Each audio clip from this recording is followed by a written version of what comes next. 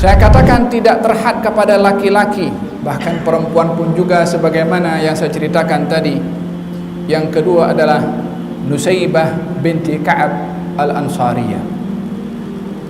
Ianya adalah merupakan salah seorang pejuang daripada kaum muslimat, daripada kaum sahabiyat yang hidup di zaman baginda Rasulullah.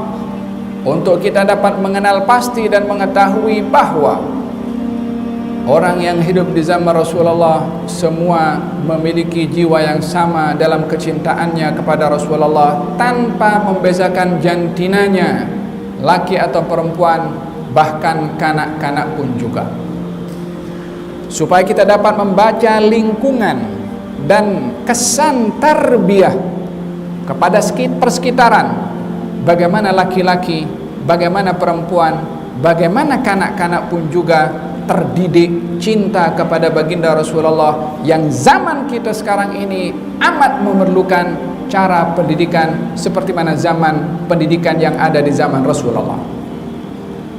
Nusaybah binti Ka'ab al-Ansariyah, salah seorang Ansar, bertugas sebagai jururawat dalam peperangan, namun bertukar profesi daripada seorang jururawat menjadi seorang pejuang yang memegang pedang setelah mendengar seorang bernama Ibnu Qam'ah daripada kaum musyrikin yang berteriak dengan sekuat suara mengatakan, hari ini kalau bukan aku yang mati, Muhammad yang mati.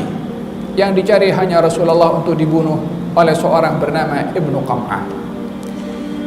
Hati Nusaybah tidak boleh tenang, atau Nasibah tidak boleh tenang mendengar kata-kata yang menyakitkan perasaannya, ingin membunuh kepada orang yang amat dicintai olehnya. Maka diletakkan tugasan sebagai juru rawat mencari pedang, dan dicari Ibnu Qam'ah yang mencari Rasulullah untuk membunuh. Justru Nasibah yang mengambil pedang mencari Ibnu Qam'ah untuk membunuh kepadanya sebelum berjaya menghampiri kepada Rasulullah. Kata Sayyidina Abu Bakar As-Siddiq, dia mengatakan hari itu harinya Nasibah. Saya tidak melihat dalam peperangan itu sedang melindungi Rasulullah, melihat ke kanan, melainkan saya nampak Nasibah di situ mengelakkan pedang dengan pedangnya untuk panah tidak kena kepada Rasulullah. Bila mana saya melihat ke kiri, aku nampak dia sebelah kiri, yakni lari sana lari sini semata-mata untuk melindungi Rasulullah sallallahu alaihi wasallam. Berjumpa dengan Ibnu Qam'ah. Ibnu Qam'ah dihampiri oleh Nasibah dan dipukul dengan pedang oleh Nasibah.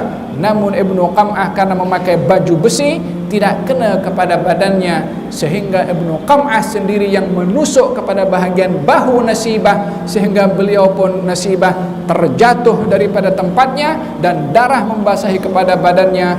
Dihampiri oleh anaknya untuk diselamatkan. Kata Nasibah, kamu jangan risau pasal aku, lindungi Rasulullah sallallahu alaihi wasallam. Agaknya belajar di universiti mana itu Nasibah? Agaknya graduate daripada college mana Nasibah? Agaknya berguru di mana Nasibah?